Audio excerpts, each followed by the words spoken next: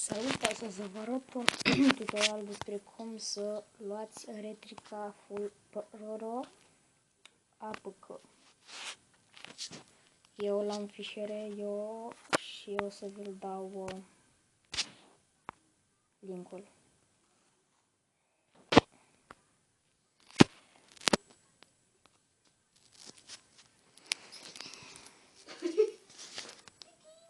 Retrica, acolo scria APK, dar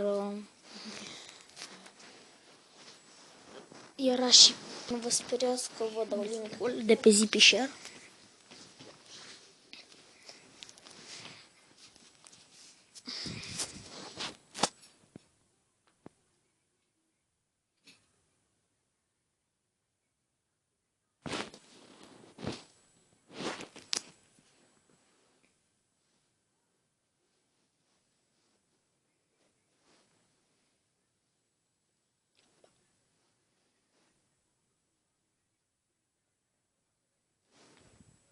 S-a instalat, aplicația a fost instalată, dăm deschidere.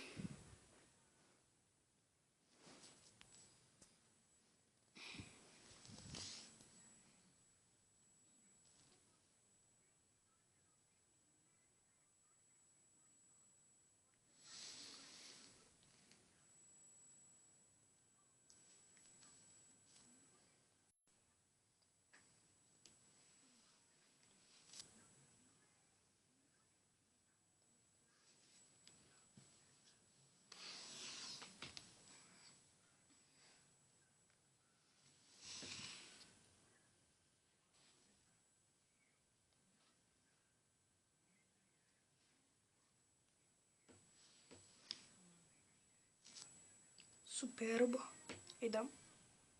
Acesta, ca de unele, trebuie să le cu bani adevărați, uitați, sunt toate.